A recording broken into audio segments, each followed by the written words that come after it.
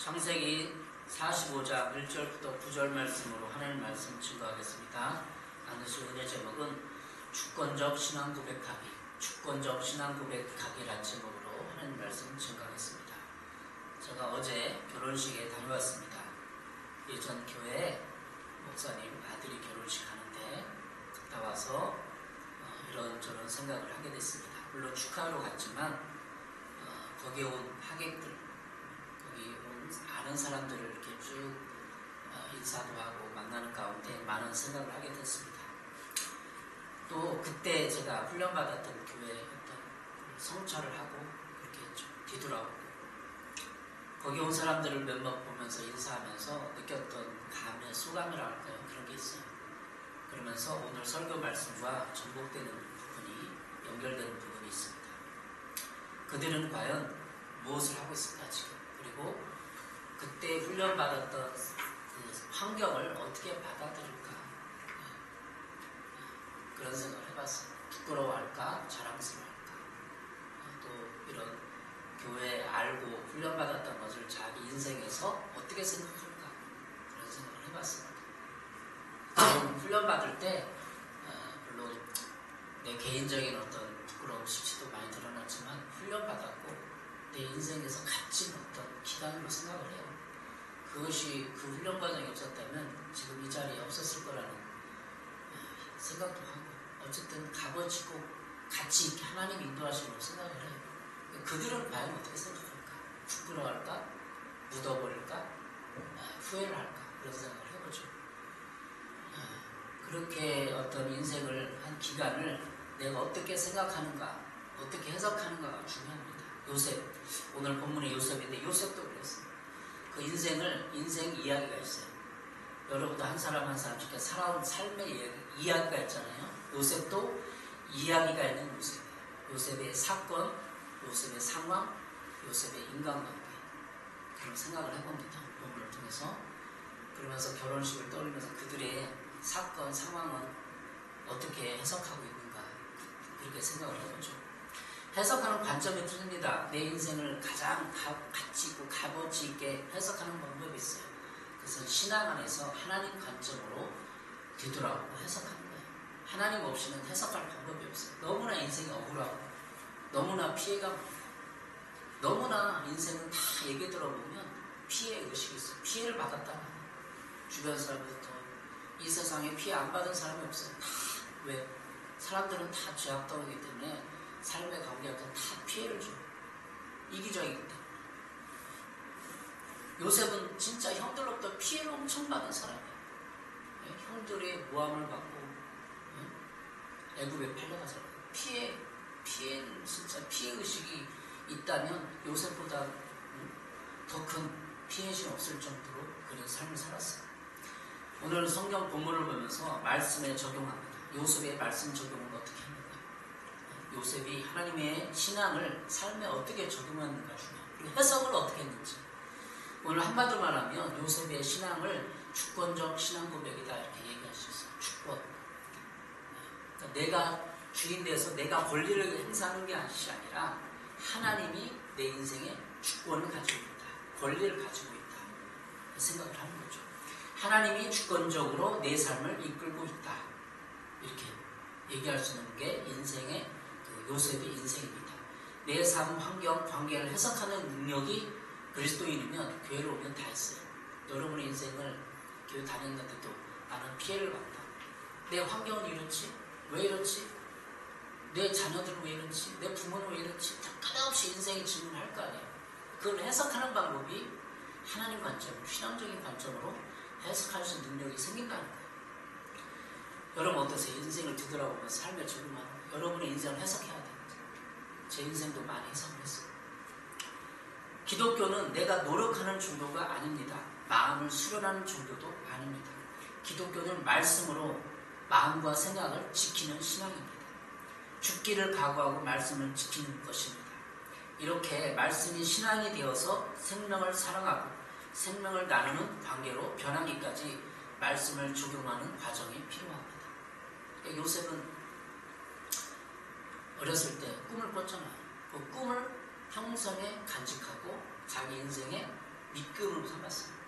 하나님이 나 이렇게 꿈을 꿨는데, 영적인 꿈인데, 하나님 비전인데, 그 꿈을 붙잡고 가는 거예요. 그죠? 적용하는 거예요. 꿈으로. 말씀을 눈으로 보고 귀로 듣고 손으로 만진 것처럼 실제 사람의 원리로 적용하면서 살아갑니다. 요셉이 그랬다는 거예요. 적용했다는 거예요.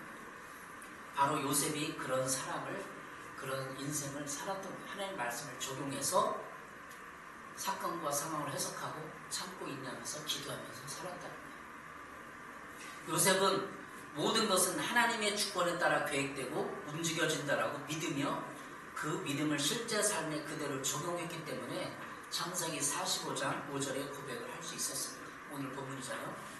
창세기 45장 5절. 당신들이 나를 이곳에 팔았다고 해서 근심하지 마소서, 한탄하지 마소서. 하나님이 생명을 구원하시려고 나를 당신들보다 먼저 보내셨나이다. 창세기 30년 꿈을 꾸는데 애굽의 노예로 팔려갔는데 나중에 어찌저찌 해서 애굽의 국무총리가 돼 있었어요. 그리고 형들이 그 땅에 살다가 가나안 땅에 살다가 가뭄이 들어갔고 너무나 가뭄 뜨니까 한 달, 두 달도 아니고 1년 채 그렇게 되니까 양식이 다 떨어지고 그래서 양식을 구하러 애굽에 내려오는 거예요. 형들이. 형 몇 명이서. 그때 애굽에는 누가 있었냐? 요셉, 자기 막내하고 자기가 팔았던 노예로 팔았던 그 요셉이 국무총리가 돼 있어서 권력을 가지고 돈과 명예를 가지고 다 있었어. 그 앞에 무릎 꿇고 있었어. 제발 살려다 우리 나라 가뭄 들었다. 어떻게 할 것이냐? 좀 양식 좀 주세요. 구걸하고 있는 상황이에요. 근데 요셉이 국무총리가 돼서 형들 다 알아봤어. 눈물이 나. 오늘 본문이니까 운이 이전에 요셉의 큰 손은 운이 큰 소리 울었어. 에이 막 대성통곡을 한 거야. 깜짝 놀랐죠 형들이. 근데 그 우는 소리가 바로의 궁전에 들리고 다 사람들이 알까. 왜 요셉이 이렇게 국무총리가 우냐? 요셉이 형들 앞에서 자기를 드러내는 거예요. 당신이 팔았던 그 요셉이 접니다. 깜짝 놀라는 거예요. 형들이 팔았어. 그 피해를 본 거 아니에요. 요셉보다 피해본 사람이 있어. 몇십 년 동안 일을 뒤룩뒤룩 형들이 많이 팔았어. 부동에 집어넣었어. 예? 그거를 간직하면서 인생을 사는 거예요. 근데 그 피의식, 스트레스, 원망, 미움 모든 것을 해결하는 방식은 하나님이 나를 여기에 보냈다. 팔았다고 근심해서 한탄해봐서 하나님의 생명을 거신 나를 당신들 먼저 보냈습니다. 이렇게 해석하는 거예요. 인생을. 요셉의 고백에서 하나님이 모든 것을 계획하고 움직인다고 믿는 신앙이 담겨 있는 것입니다. 형들이 파는 게 아니라 하나님이 계획하고 하나님 나를 여기 팔았어요. 이렇게 해석을 하는 거예요. 이 주권적 신앙을 가진 요셉을 이해하기 위해서는 내 상황이 좋으면 하나님께 복을 받는 것이고 나빠지면 벌을 받는다고 하는 생각, 그 이혼론에서 벗어나요. 두 가지 생각. 하나님은 교회를 움직이시고 동시에 세상도 움직입니다. 그래서 절대로 우연히 일어나는 일은 없습니다. 이처럼 모든 일에 반드시 하나님의 뜻과 소원과 목적이 있다고 믿는 것을 하나님의 처소관이라고 합니다. 하나님이 나에게 주신 장소, 이 장소를 한자로 처소라고 해요. 처소. 처소가 지금의 나에게 최고의 자리요, 필연의 자리입니다. 개척교회 자리가 내가 했는데 막 실패하고 사람들 안 오고 그런 뜻이 아니에요. 하나님이 이 자리에 보냈다는 거예요. 개척교회 장소에. 그게 처소관이에요. 그런데 이것은 운명론과 다릅니다. 처소관이 운명론과 달라요. 왜냐하면 하나님은 사람에게 자유의지라는 선물을 주셨기 때문입니다. 하나님이 계획하였지만 그 계획 안에서 믿음으로 반응할지 안 할지는 사람이 결정하기 때문입니다. 하나님 개척교회를 마쳤어요. 안 할 수도 있어. 개척교 안 한다고 하나님 죽이진 않아요. 어제 결혼식 갔는데 목사님인데 교회를 안 하고 목회를 안 하셔요. 일을 하고 벌어서 이제 딸을 시집 보는데 4월달에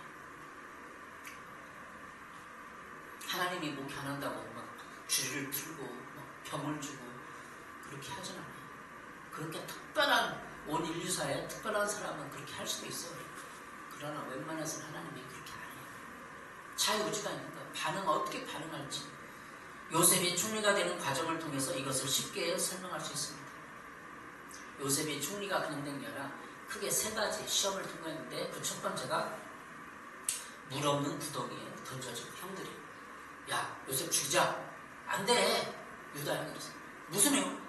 동생을 죽이냐 나쁜 놈들이. 예? 구덩이 파고 저기 구덩이 써 집어넣자. 예. 구덩이 집어넣으니까 형들이 의견을 분분해. 그때까지. 근데 애굽 상인이 다 오니까 장사 짓다 보니까 팔아보는 거야. 야 저기 팔자. 그래서 돈을 받고 팔았어. 그래서 물 없는 구덩이, 물이 없다는 건 뭐야? 생명이 없다는 거고 죽는다는 거야. 며칠 있으면 한 3일?